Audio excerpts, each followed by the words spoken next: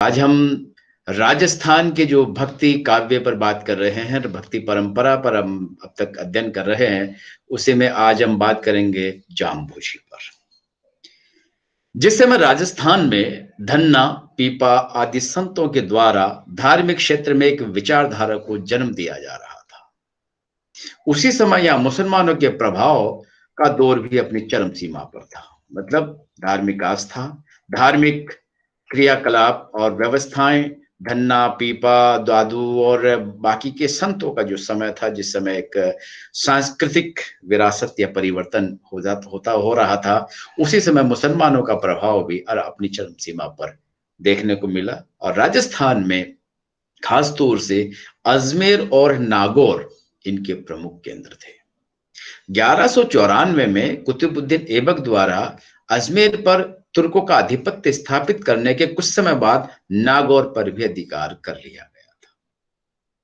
नागौर पर भी अधिकार कर लिया गया था और मकराना का जो पूरा का पूरा क्षेत्र है, मकराना से अपना नागौर, किशनगढ़ और अजमेर, ये पूरा का पूरा क्षेत्र मुसलमानों के कब्जे में उस समय कुतुबुद्दीन ऐबक और फिर बाद में मुगलों के कब्जे में काफी समय रहा। तो यहाँ की संस्कृति काफी कुछ मिली जुली संस्कृति है। इसी का परिणाम रहा कि छूट-फूट समय को छोड़कर काफी लंबे समय तक इन स्थानों पर तुर्कों और फिर मुगलों का अधिकार बना रहा। और इसी अवधि में यहाँ कई सूफी संत निवास करते रहे, जिसमें आप अजमेर में तो जानते हैं निजामुद्दीन औलिया साहब, और उन्हीं के साथ साथ के या उनके थोड़ा सा समय आगे पीछे के हमीउद्दीन सूफी साहब, काजी कमालुद्दीन जी, और जो काजी हमीउद्दीन, ये भी उस समय के प्रमुख थे। इसीलिए यहाँ के आसपास के जो राजस्थानी संत थे, उनमें हिंदू मुस्लिम विचारधारा के सामंजस्य करने का प्रयास हुआ, क्योंकि फकीर, औलिया और संत किसी भी धर्म के हों, अंत में वो धर्म की पालना या किसी चीज से बंद करके बात करने की नहीं कहते हैं। बाद में वह अपनी वास्तविकता पर ईश्वर को प्राप्ति की जब बात करते हैं, तो फिर वहां न हिंदू रह जाता है न मुसलमान रह जाता है, वहां सिर्फ इंसान इंसान रह जाता है। और जब इंसान इंसान में परिवर्तित हो जाता है, न वो हिंदू रहता है न मुसलमान रहता है, तभी वह स्थिति आती है कि जब ईश्वर और मैं एक हो जाते हैं। तो इन संतों ने मुसलमानों को भी चेताया, हिंदुओं को भी चेताया, और इन दोनों के आडंबरों को दूर करके उनकी रूढ़ियों का खंडन किया। और इन खंडनों के परिणाम स्वरूप इन्होंने वास्तविक ईश्वर को प्राप्त करने के रास्ते पर लोगों को लाने का प्रयास किया। इसी क्षेत्र के ऐसे ही संतों में है जाम्बोजी। जाम्बोजी का जन्म 1451 ईस्वी में भाद्रपद कृष्णा अष्टमी सोमवार को नागौर परगने के पीपासर गांव में हुआ था। पीपासर, नागौर एक जो जिला है, उसमें पीपासर गांव है, जहां 1451 में इनका जन्म हुआ था। ये जाति से पंवार वंशीय राजपूत थे, और इनके पिता का नाम लोहर जी और उनकी माता का नाम हांसा देवी भाटी परिवार से थी। हांसा देवी भाटी परिवार से थी और ये अपने माता पिता की इकलौती संतान थे। काफी वृद्ध अवस्था में इनका जन्म हुआ था, इस कारण ये सभी घर में बहुत इनको लाड़ प्यार और मान सम्मान मिला। और जाम्बोजी बचपन से बहुत मननशील थे, बहुत कम बोलते थे, इसलिए अगेड़ा एकदम शांत रहते थे। और इस स्थिति को देख करके कई बार आसपास के बाल सखा और दूसरे लोग इन्हें चिढ़ाते थे कि गूंगा या गहला है, बावला है, इस तरह की बातें भी कहते थे। लेकिन कभी कभी ये ऐसी ऐसी बातें भी कर बैठते थे तो लोग आश्चर्यचकित हो जाते थे कि ये क्या बात कह रहे हैं। क्योंकि जब कोई बहुत समय कुछ बोले नहीं, अधिकतर जवाब दे नहीं, और अचानक कुछ बोल जाए और वो भी बहुत काम का बोल जाए, तो निश्चित रूप से लोगों को आश्चर्य हो जाता है। ऐसा कहा जाता है कि जब ये 7 वर्ष के हुए तो इन्हें गाय चराने के लिए जंगल में भेजा जाने लगा।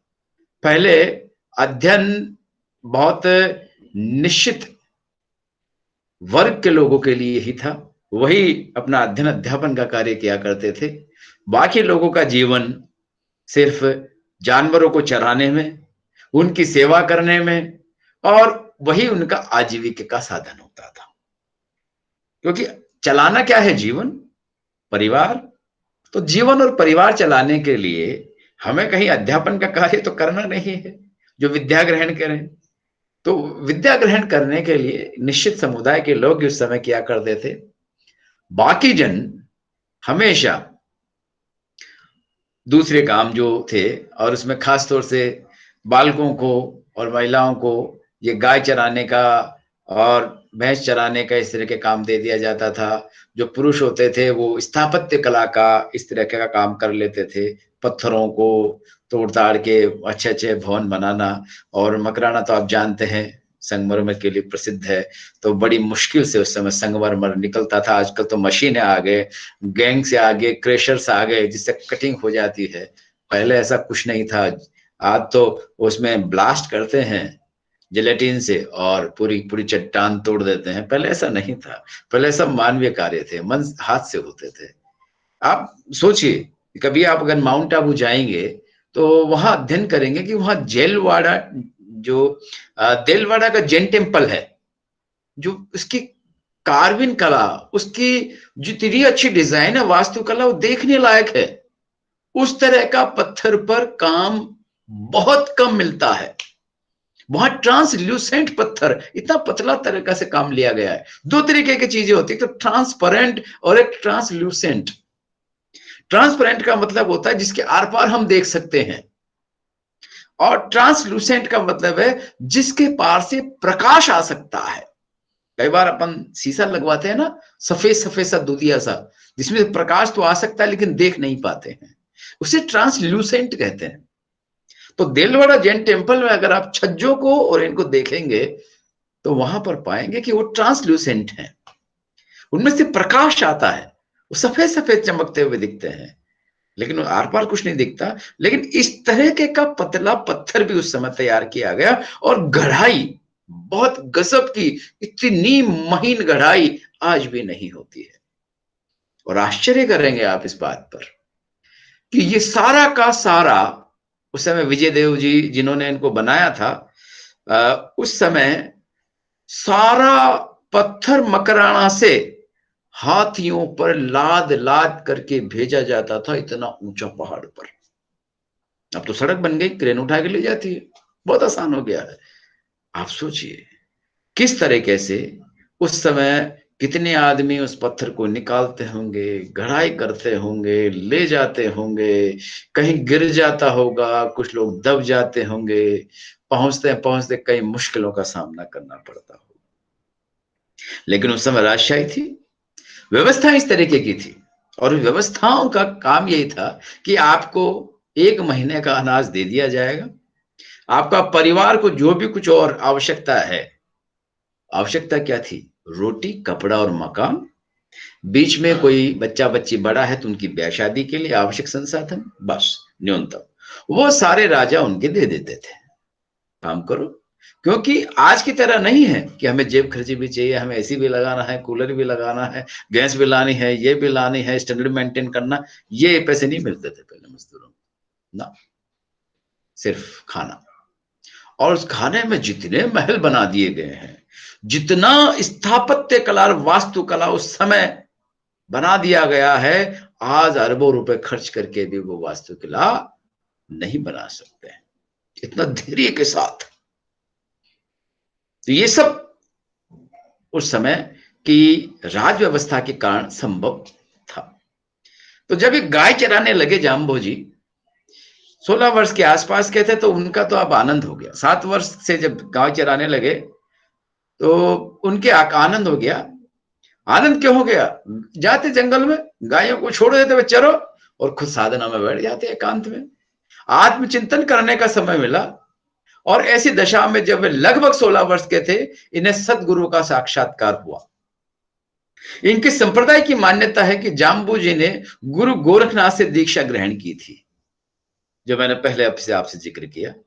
लेकिन ऐतिहासिक दृष्टि से इसे सत्य नहीं माना जा सकता, क्योंकि गोरखनाथ तो इनसे कई सौ वर्ष पहले हुए थे। संभवतः गोरखनाथ इनके मानस गुरु रहे होंगे। बिल्कुल, जाम्बोजी आजीवन ब्रह्मचारी रहे। 1483 ईस्वी में चैत्र शुक्ल को इनके पिताजी लोहड़ जी का व इसी वर्ष भाद्रपद की पूर्णिमा को, चैत्र और भाद्रपद, चैत्र का मतलब अप्रैल और भाद्रपद का मतलब सितंबर, इस 6-7 महीने के बीच ही उनके माता पिता दोनों का देहांत हो गया। उसके बाद इन्होंने अपना घर तथा सारी संपत्ति परित्याग कर दिया और पीपासर गांव छोड़ करके ये समराथल धोरा, समराथल धोरा नामक स्थान पर चले गए। धोरा किसे कहते हैं? आजकल अभी आपने सुना हो तो सम के धोरे, धोरे वो होते हैं जहां रेगिस्तान बहुत होता है, रेत ही रेत होती है चारों तरफ, और जो पहाड़ बन जाते हैं उस रेत के, वो धोरे कहलाते हैं। एक से दूसरी जगह, जैसलमेर में जैसे सम का धोरा बहुत प्रसिद्ध है, ऐसे जो बिल्कुल रेत में गांव हैं वो धोरों के नाम से जाने जाते हैं। राजस्थान के हैं तो सब चीजों को जानकारी आप लोगों की होनी ही चाहिए, और फिर इम्तिहान देते हैं तो ये सब आप लोगों को आना ही चाहिए। कहां रहे जाकर के? समराथल धोरा। सत्संग और हरिचर्चा वहां पर लगातार करते रहे, और लगभग 2 वर्ष बाद 1485 ईस्वी में मारवाड़ में एक भयंकर अकाल पड़ा था। 1485 ईस्वी में मारवाड़ में एक भयंकर अकाल पड़ा था, और इस भयंकर अकाल में ऐसा माना जाता है कि लोग भूख प्यास से व्याकुल होने लगे और मारवाड़ छोड़कर अपनी आजीविका के लिए अन्य कई प्रदेशों में चले गए। और उस समय जाम्बोजी ने अकाल पीड़ित लोगों, विशेषकर बेजुबान पशुओं की, पक्षियों की बहुत सहायता की, क्योंकि आदमी तो अपनी जान बचाने के लिए इधर से उधर चला जाता है, ये बेजुबान कहाँ जाएगा? उसे तो पता ही नहीं कि इंदिरा रसोई कहाँ चलती है। इंसान तो सरकार के माथे चल जाएगा, कोई इंदिरा रसोई में चला जाएगा, कोई दूसरी रसोई में चला जाएगा, कहीं ना कहीं से भोजन की व्यवस्था हो जाएगी, उसे क्या पता। कुछ गौशालाएं हैं जिनमें जाया जा सकता है, लेकिन बाकी जगह तो संभव नहीं है ना। और वो भी सब बंद हो जाती है जब इस संकट से। राजाओं महाराजाओं के जमाने में उनकी कोई ऐसी व्यवस्थाएं रही हो जहां पर गरीब गुरबों को खाना दिया जाता हो, वो भी जब होगा ही नहीं तो कहां से मिलेगा। लेकिन वो सब अपनी अपनी आमदनी के हिसाब से या आसपास के जहां भी संसाधन है, दूसरे आसपास के जो और रियायत थी, क्योंकि उस समय तो देश छोड़ के छोटे छोटे छोटे राज्य थे, तो कोई गुजरात चला गया, कोई मराठवाड़ा चला गया, कोई काठवाड़ा चला गया, कोई उत्तर प्रदेश में जो अलग अलग जनपद होंगे वहां चले गए, कोई आसाम में चला गया, बहुत दूर दूर तक ये लोग चले गए। लेकिन जाम्बोजी ने उस बहुत कठिन परिस्थिति में समराथल में ही रहते हुए बहुत जानवरों को बचाया, और वहीं पर 1485 ईस्वी में ही इन्होंने कार्तिक कृष्ण अष्टमी को, कार्तिक बुद्धि अष्टमी को एक कलश स्थापना करके और अपना मत बिश्नोई संप्रदाय का प्रवर्तन किया। उस अकाल के समय ही बिश्नोई, बिश्नोई का तात्पर्य है 20 + 9 29, बिश्नोई अर्थात जो 29 नियमों की पालना करते हैं उन्हें बिश्नोई कहते हैं। तो ये विश्नोई संप्रदाय का प्रवर्तन किया, और उसके बाद अपनी मृत्यु पर्यंत लगभग 51 वर्ष तक के वो थे, अधिकतर समराथल में ही रह करके वो ज्ञानोपदेश देने के साथ साथ अपने संप्रदाय के प्रचार प्रसार में और सामाजिक धार्मिक विषमताओं को दूर करने में लगे रहे।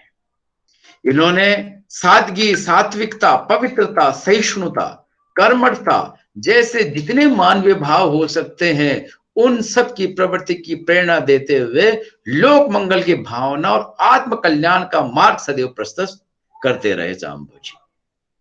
और विशेष बात, इन्होंने हरे वृक्षों को काटने व जीव रक्षा करने पर विशेष जोर दिया था। हरे वृक्षों को न काटने और जीव रक्षा किसी भी हाल में करने पर बहुत जोर दिया था, और इस हेतु वे संपर्क में आने वाले व्यक्तियों को शबद भजन सुनाते थे और शुभ कार्य करने की शिक्षा देते थे। जीवन की विधि बताते हुए तथा सदुपदेश देते हुए 1536 में 1800 ने 1536 ईस्वी को मार्गशीर्ष कृष्णा नवमी को जाम्बोजी ने लालसर गांव में अपना नश्वर शरीर त्याग दिया। 1485 में अपना इन्होंने जो विष्णु संप्रदाय का प्रवर्तन किया और 1536 तक लगातार सेवा करते हुए लगभग 51 वर्ष की अवस्था में लालसर में इन्होंने अपना नश्वर शरीर त्याग दिया तथा तालवा गांव के पास इन्हें समाधिस्थ किया गया। तालवा, लालसर के पास ये तालवा गांव है, वहां पर इन्हें समाधिस्थ किया गया और यही स्थान आज मुकाम कहलाता है। मुकाम, इनके समाधि स्थल को क्या कहते हैं? मुकाम कहते हैं, जहां इनका समाधि मंदिर बना हुआ है। वर्ष में 2 बार फाल्गुन और अश्विन की अमावस्या को यहाँ मेला लगता है, जिसमें सभी जातियों धर्मों के लोग हजारों की संख्या में यहाँ पर आते हैं और अपने श्रद्धा सुमन अर्पित करते हैं। ये बहुत ही अच्छी बात इन्होंने की, क्योंकि उस समय हरे पेड़ों की अत्याधिक आवश्यकता थी अकाल पड़ने के बाद, क्योंकि अकाल से अगर कोई बचा सकता है तो हरे पेड़ होंगे तो बरसात होगी, बरसात होगी तो अकाल पड़ेगा ही नहीं। और उस समय जीवों को बचाना बड़ा भारी कार्य था, तो इन्होंने जीव को और पेड़ दोनों को बचाने का जो बीड़ा उठाया, वो आज तक इनके जितने अनुयायी हैं वो इसी चीज की पालना करते हैं। इनकी जो वाणियां थी, जो शबदवाणी या गुरुवाणी के नाम से विख्यात हुई, जम्बवाणी भी उन्हें कहते थे, और जम्भाणी काव्य परंपरा में इसे वेदवाणी भी कहा जाता था। वेदवाणी में शबदवाणी अभी तक कुल 151 शब्द मिले हैं, मतलब 151 भजन मिले हैं, जो उन्होंने समय समय पर अनेक लोगों को उनके शंका निवारण और जिज्ञासा समाधान, शंका निवारण, जिज्ञासा समाधान, प्रश्नोत्तर तथा प्रतिबोध कराने के लिए कहे थे। इन शब्दों के द्वारा जाम्बोजी की शिक्षाओं को समझा जा सकता है जो इन्होंने कहा था। आज भी समराथल का जो वो ऊंचा टीला बिश्नोई पंथ में धोकधुरे के नाम से प्रसिद्ध है।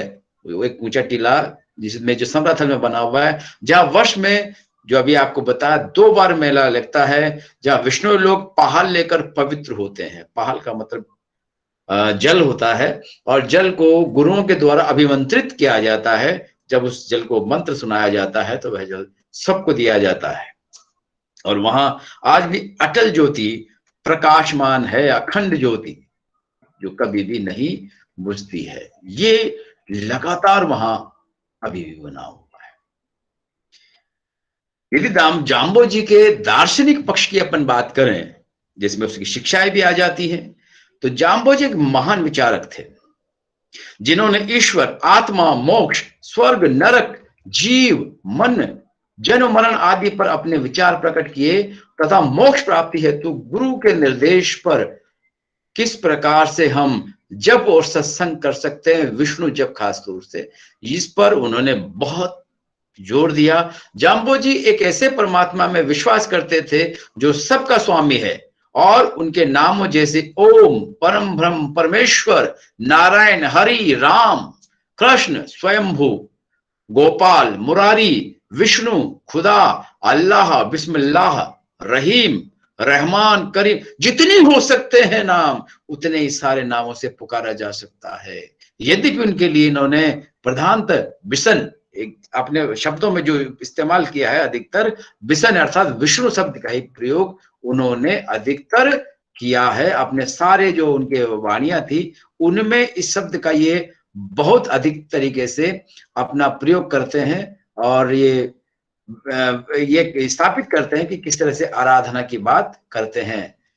जम्बवाणी में विभिन्न जो शब्द आते हैं, उन शब्दों में मैंने आपको भी बताया कि सारे जितने जिस नाम से हम ईश्वर को याद कर सकते हैं, वो सब नाम उसी में मिल सकते हैं, चाहे वो मुरारी हो, नाथ हो, जैसा भी हो, अपने अपने भाव से, जिस भाव से मुझको बजे तो भाव से बेड़ा पार है, उस तरह की इनकी धारणा थी।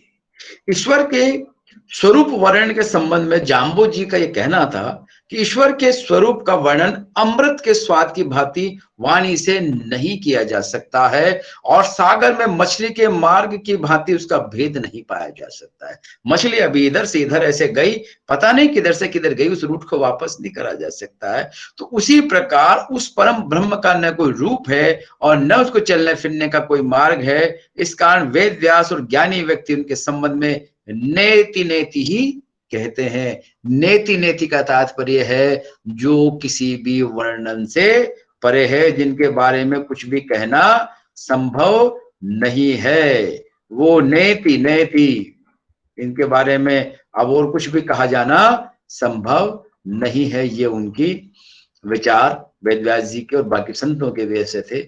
ईश्वर की व्यापकता के संबंध में ईश्वर चारों योनियों में अनंत रूपों में पवन की भांति सर्वत्र निरंतर रूप से है।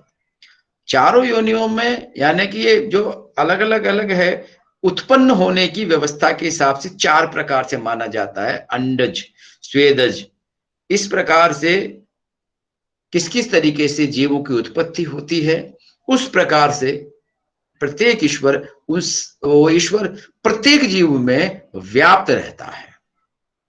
अब वो फिर 7 पाताल, 3 लोक, 14 भवन, बाहर भीतर सर्वत्र विद्यमान है, ये सब दिलों में मौजूद है। ये सब बातें होते कहते हैं।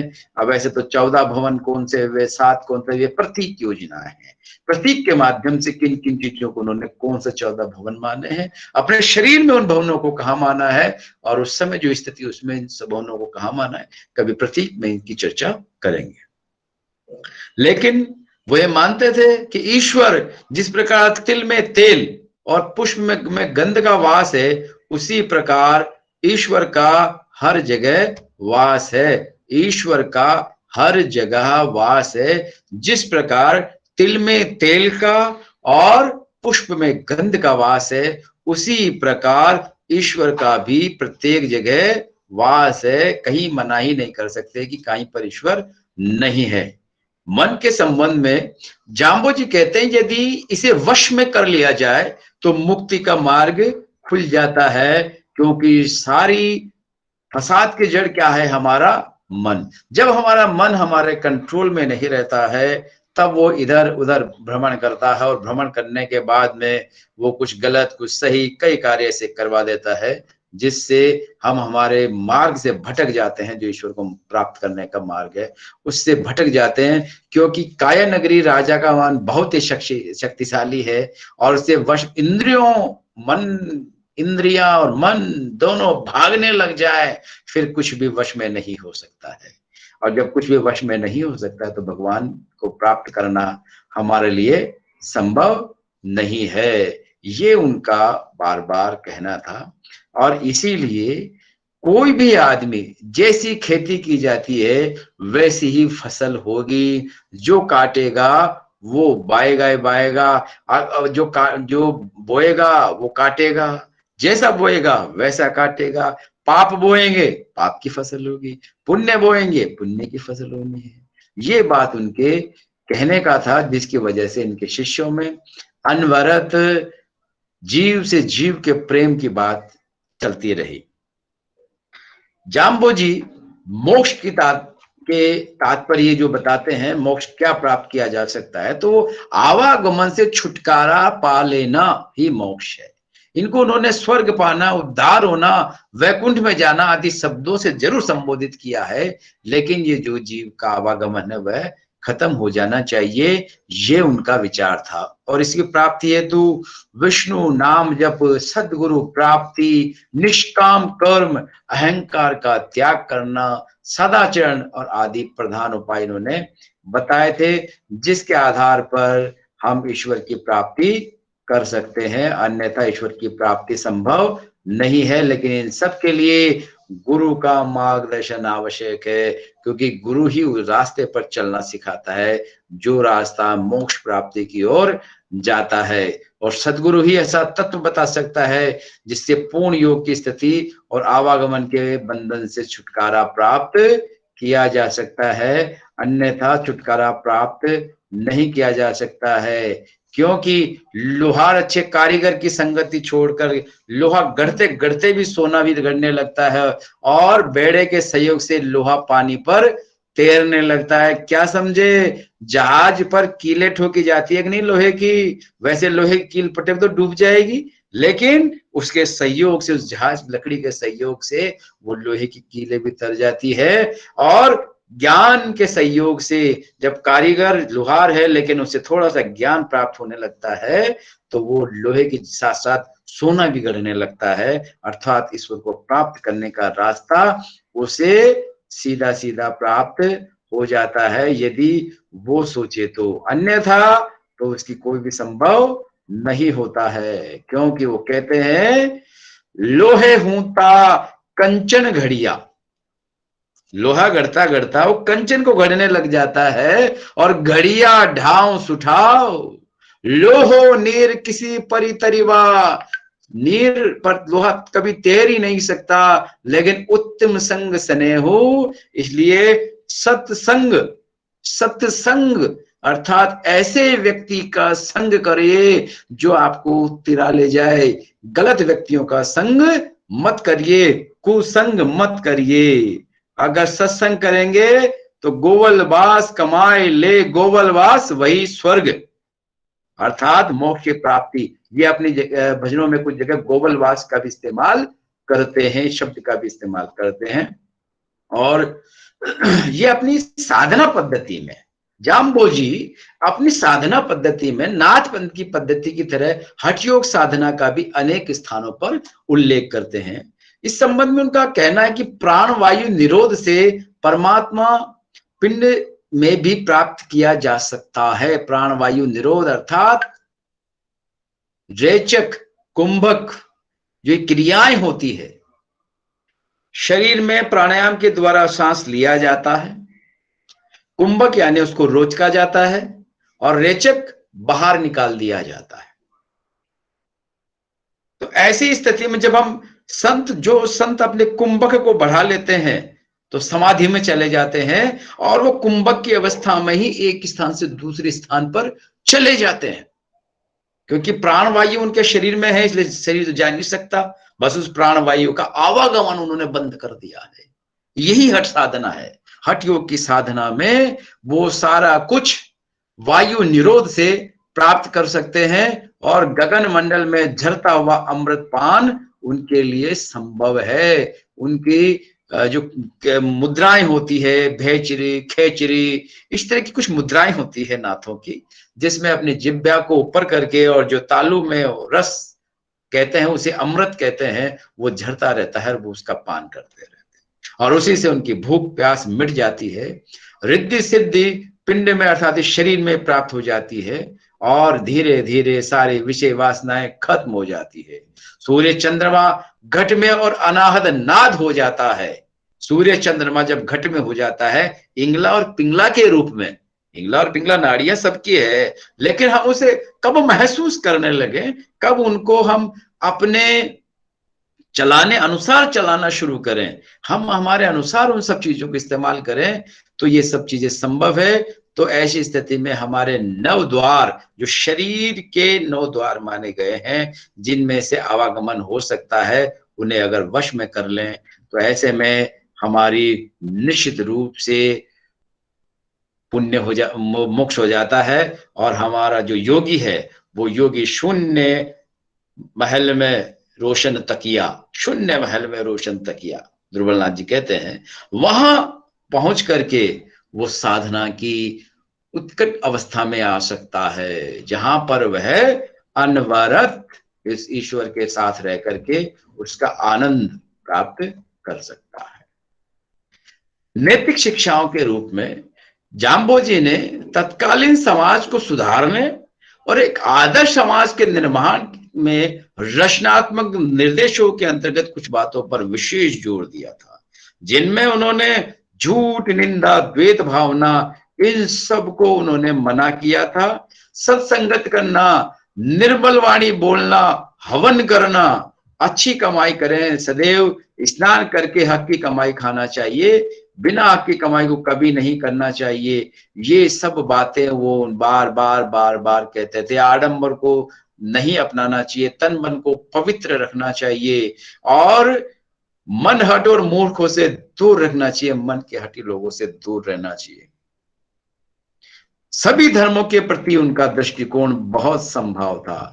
जाम्बोजी केवल एक विचार ही नहीं थे, बल्कि एक सामाजिक धार्मिक सुधार भी था, और उन्होंने इस समय प्रचलित हिंदू और मुस्लिम दोनों धर्मों के आडंबर, ढोंग, पाखंडों के विरुद्ध आवाज उठाई थी। इन्होंने जाति भेदों को स्वीकार नहीं किया, और इसी संबंध में उनका कहना है कि केवल किसी उत्तम कुल का होने से ही कोई उत्तम नहीं कहला जा सकता है। इसके लिए तो उत्तम करनी अर्थात उत्तम कर्म भी करना आवश्यक है। जब तक उत्तम कर्म नहीं किया जाएगा, जब तक भगवान को प्राप्त नहीं किया जा सकता है। जब भगवान ने सबका शरीर दिया है जिसमें कोई ऊंच नीच का भेद ही नहीं है, तो फिर छुआछूत यहां किस बात की? कौन ऊंचा और कौन नीचा? भगवान के घर से सब बराबर है, तो फिर कौन ऊंचा और कौन नीचा? और जाम्बोजी मूर्ति पूजा में कतई विश्वास नहीं करते थे, उनका विरोध करते थे। काठ या लकड़ी और पत्थर की मूर्ति जिसे मनुष्य ने अपने पैरों के नीचे दबा दबा उस पर जब मूर्ति खोदते हैं तो उस पर चढ़ जाते हैं, बनाते हैं, फिर कपड़े में छुपा लेते हैं, और फिर नीचे पढ़ पढ़ कर और उनको प्रणाम करते हैं और मोक्ष मांगते हैं। तो वो कैसे ऐसा संभव है? अल्प बुद्धि वाले लोग इस तरह का करते हैं कि उन मूर्तियों से मोक्ष प्राप्त करते हैं। ये जाम्बोजी कहते हैं। जाम्बोजी के अनुसार मोक्ष, सुख की आशा करना मूर्तियों से और भैरव, जोगनी जैसे कल्पित देव देवताओं से करना बिल्कुल ही गलत है। जाम्बोजी को मंदिर, तीर्थ आदि में आस्था नहीं थी। उनका कथन है कि तीर्थों का भटकना केवल लोक दिखावा है। 68 तीर्थ घटी में गंगा, 68 तीर्थ घट ही में गंगा, बस उसी पे बैठ करके क्यों नहीं नहाते हो? क्या रखा है? अगर जो कुछ हमें मिलना है वो कुछ यही मिल जाना है, तो फिर ऐसी स्थिति में क्यों बाहर भीतर जाऊं? यही बात जाम्बोजी भी कहते हैं। 68 तीर्थ हृदय भीतर, बाहरी लोकाचारू रे। बाहर तो लोकाचार है, बाकी 68 तीर्थ घट में ही है। माता पिता की सेवा, पेड़ पौधों की सेवा, जीवों की सेवा, सब इंसान यहीं पर, सब में राम यहीं पर मौजूद है, तो फिर इन तीर्थों में जाने से कोई फायदा नहीं है। जाम्बोजी इसके विरुद्ध थे और पाखंडों पर प्रहार करते हैं। जाम्बोजी बिना गुरु के ज्ञान और तत्व प्राप्ति के जोगी, जंगम, सिंगी, धारी, दिगंबरी, सन्यासी, ब्राह्मण, ब्रह्मचारी, पढ़े लिखे पंडित आदि के प्रयास व्यर्थ हैं यदि वो गुरु से ज्ञान प्राप्त न करके सिर्फ दिखावा करते हैं। वो मन से हटी हैं, ऐसा कुछ भी नहीं कर सकते हैं। और जोगियों को संबोधित करते हुए तो कहते हैं कि तुमने कानों में छेद कराकर मुद्रा पहनते हो, खूब बड़ी जटा बढ़ा लेते हो, और फिर भी जीवों पर घात करते हो। ये कैसा तुम्हारा धर्म है? ये सब पाखंड है। और यही बात वो आगे दूसरे धर्म के लोगों से भी यही बात सबको कहते हैं। हिंदुओं की तरह मुसलमानों को भी यही बात कहते हैं, और ये सब दिखावे की बात करते हैं। और दिल को साफ न रखते हो तुम, हज काबे की यात्रा करते हो। जाम्बोजी उनको भी डांटते हैं कि भला बतलाओ कैसे तुम हज और काबे की यात्रा कर सकते हो? तुम गाय का वध करते हो। एक तरफ तो आप बात करते हो खुदाबंद को क्या लेखा दोगे, भगवान को क्या लेखा दोगे। एक बार तो बात करते हो दान की, पुण्य की बात करते हो, अपने कमाई में बरकत के साथ साथ दान पुण्य की बात करते हो, और दूसरी तरफ गोवध का काम करते हो। ये कहाँ है? ये तो जो सदा चढ़ चढ़ करके आती है और तुम्हें दूध पिलाती है, उसी पे तुम छुरी चलाते हो। इन सब चीज का वो लगातार विरोध करते हैं। आपको जानवरों का दूध पीना जायज है, लेकिन उसे मारना हीन कर्म है। और इन्हीं आडंबरों का विरोध करते हुए जाम्बोजी ने, जब खुदा हृदय में स्थित है तो तुम उच्च स्वर में क्यों पुकारते हो? क्योंकि मन माही झांकू, घूंघट का पट खोल रही तो हे पिया मिलेंगे। लोग वाग दूसरी जगह झांक रहे हैं, अपने पट को नहीं खोल रहे। कस्तूरी कुंडल बसे, मर्ग ढूंढे वन माही। अपना तो वह साई, घटघट में वह साई रमता, कटुक वचन मत बोल रही, घूंघट के पट खोल तो है पिया मिलेंगे। ये कई संतों ने वही बातें जाम्बोजी ने भी वहां कही। क्यों इस तरह से जोर जोर से आप उनको बुलाते हैं? वो तो आपके साथ है, अंदर से करो। बहुत सारे विचार उनके कबीर के मिलते जुलते हैं और शिक्षाएं भी वैसी है, लेकिन फिर कहीं पर भी उनके जो वाणियां हैं, शब्द हैं, उसमें उनका उल्लेख नहीं मिलता है कबीर का। गोरखनाथ जी का जरूर मिलता है। जाम्बोजी पूर्ववर्ती नाथ तत्व ज्ञान से विशेष प्रभावित थे और साथ ही उन्होंने अपने आत्मचिंतन के अनुरूप एक पंथ विष्णु संप्रदाय की स्थापना की, जो मैंने आपको बताया 1485 में। और इसी कारण जो उन पर प्रभाव हमको देखने को मिलता है, धार्मिक मान्यता और समन्वय का प्रभाव। जहां एक और उन्होंने ईश्वर, आत्मा, मन, मोक्ष, जन्म मरण, स्वर्ग नरक, संसार आदि परंपरागत विचारों का समर्थन किया, वहां दूसरी ओर कुछ रचनात्मक बातों पर विशेष जोर देकर समाज के नैतिक स्तर को ऊपर उठाने का प्रयास किया। इन्होंने विष्णोई संप्रदाय को आज इतना मजबूत बनाया है, जो सदैव प्रकृति के साथ रहना चाहता है, सदैव प्रकृति को मजबूत करना चाहता है, और हरे पेड़ को और जीव को तो बिल्कुल, जिसमें खेजड़ी को तो बिल्कुल ही काटने पर प्रश्न पैदा नहीं होता। ये कतई उनका सहयोग नहीं, वो मरने को मंजूर है। अमृता देवी की आपने सुना होगा, मरने को मंजूर है लेकिन उसे काटने नहीं देंगे। और यही कारण था, सबको भाईचारे की बात कहते थे, इसीलिए उनमें शमसुद्दीन, अभियाउद्दीन, दीन महमूद और बाजिंदी सूरत, ये सब रहमत जी आदि इनके शिष्य हुए। मुसलमानों में भी शिष्य हुए, खास बात है। जाम्बो जी के शिष्य मुसलमान भी है, दीन मोहम्मद भी इनके शिष्य रहे हैं, और अपने संप्रदाय में दीक्षित होते संभव तो उन्होंने कुछ बातें इस्लाम धर्म को भी ग्रहण किया, जैसे कि मुर्दों को गाड़ने की जो बात मैंने आपसे कही, ये नाथों में भी प्रचलित है। हो सकता है नाथों से ग्रहण किया हो सकता है मुसलमानों से ग्रहण किया हो। पर विष्णु के साथ अल्लाह बिस्मिल्लाह बोलना, विवाह में फेरे न होना, फेरे विष्णुइयों के भी नहीं होते हैं, चोटी नहीं रखते हैं, दाढ़ी रखना, इन बातों का उल्लेख मिलता है। परवर्ती जो लेखक है वो ये मानते हैं कि कुछ इन पर उस समय के जो मुसलमानों का प्रभाव इस समय इन पर माना जाता है। विष्णुई संप्रदाय में 29 नियमों का पालना करना अनिवार्य है। 29 नियम कौन कौन से हैं? प्रतिदिन सवेरे स्नान करना, प्रतिदिन सवेरे स्नान करना, 30 दिन तक जनक सूतक मानना, 5 दिन ऋतुमती स्त्री को गृह कार्य से पृथक रखना, शील का पालन करना, संतोष अपनाना, बाह्य और आभ्यंतरिक पवित्रता रखना, और 3 समय संध्या उपासना करना। मैं आपको लोगों के इसको शेयर करता हूं ताकि आप लोगों को आसानी से ये चीजें दिखें।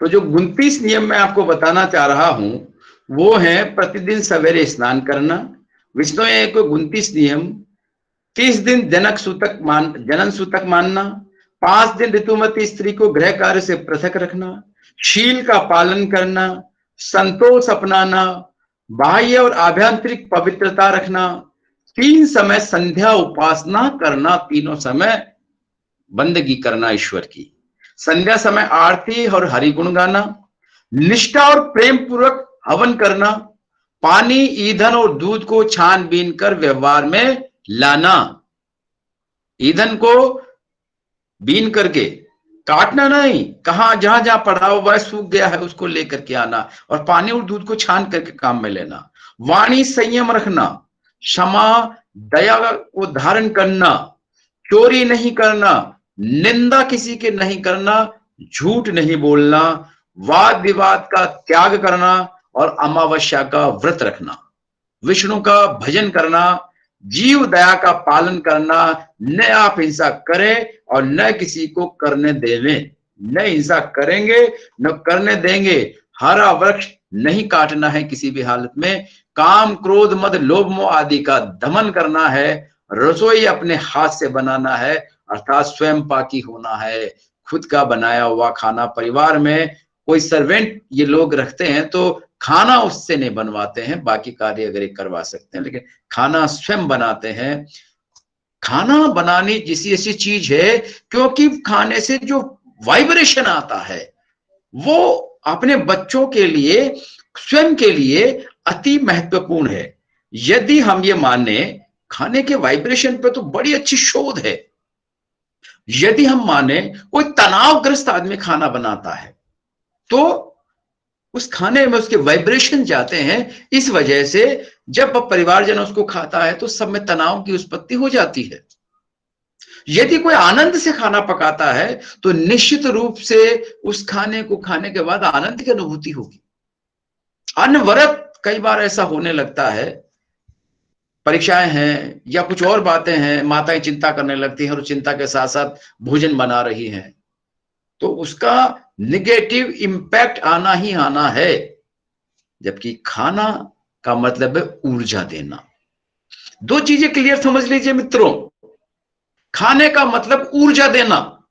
अगर खाना खाने के बाद नींद आती है, सुस्ती आती है, तो दो कारण हैं। एक कारण, या तो हमने खाना जीवन के लिए नहीं खाया है, इसे खत्म करने के लिए खाया है। यदि ऊर्जा देने के लिए हमें आवश्यकता है आधे लीटर पेट्रोल की और हमारी टंकी की क्षमता इतनी है और उसे डबल करके ऊपर तक भर दिया है, तो फिर क्या होगा? ओवरफ्लो होगा नींद के रूप में। भोजन करने के बाद में यदि हमें ऊर्जा नहीं मिलती है तो इसका मतलब हमने शरीर को अनावश्यक भोजन की अति सामग्री दे दी है, जिससे वो उसमें उलझ गया है। और जब सारी एनर्जी उस भोजन को पचाने में उलझ गई है तो ऐसी स्थिति में हमें सक्रियता देने के लिए एनर्जी कहां से आएगी? नहीं आएगी। इसलिए एक बात का ध्यान रखिए, भोजन का तात्पर्य ऊर्जा देना। तो भोजन यदि तनाव में बनाया हुआ है तो हमें ऊर्जा नहीं देगा। यदि भोजन आवश्यकता से अधिक खा लिया है तो ऊर्जा नहीं देगा। यदि सकारात्मक ऊर्जा किसी भोजन से प्राप्त करनी है तो भोजन की क्वांटिटी कम रखें, मात्रा उतनी करें जितनी ऊर्जा हमें दे। यदि भोजन के बाद हमें नींद आती है तो हम गलत खा रहे हैं। और आनंदमय मन से भोजन बनाएं। उस समय यदि आप तनावग्रस्त हैं तो भोजन को घंटे 2 घंटे टाल दीजिए, बाद में बना लीजिए, लेकिन तनाव में भोजन मत बनाइए। तनाव में भोजन बनाने का मतलब है आप अपने साथ भी अन्याय कर रहे हैं और जिन जिन को वो भोजन खिलाएंगे उनके साथ भी अन्याय कर रहे हैं। इसलिए भोजन हमेशा आनंद की अवस्था में आकर के ही बनाना चाहिए और स्वयं बनाना चाहिए। परोपकारी पशुओं की रक्षा करना, बैल को बदिया नहीं करवाना, अमल, तंबाकू, भांग, मद्य, ये सब चीजें और नील आदि का त्याग कर देना, ये सब चीजें इनके 29 नियमों में आती है माय डियर फ्रेंड्स। ये 29 नियम की जब ये पालना करते हैं तभी इन्हें बिश्नोई कहा जाता है। और जो नियमों की पालना नहीं करते हैं उन पर ये दंड देते हैं, उनको जाति से बहिष्कृत करते हैं।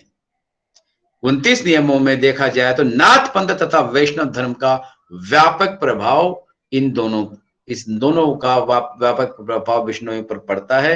जैन धर्म की तरह इसमें अहिंसा पर अधिक बल दिया गया है। जैसे जीव दया, वाणी संयम रखना, पानी, ईंधन और दूध को छानबीन करके व्यवहार में लाना, चोटी न रखना, फेरे न होना, इस प्रकार के जाम्बोजी ने वैष्णव, जैन, इस्लाम धर्म, नाथ पंथ सिद्धांतों का समन्वय करके सार्वभौमिक पंथ विष्णु संप्रदाय का प्रवर्तन किया था, जिसमें सब लोग एक साथ मिलजुल कर रह सकें और आदर्श व सात्विक जीवन बिता सकें। ये जाम्बोजी का अपना एक पंथ था।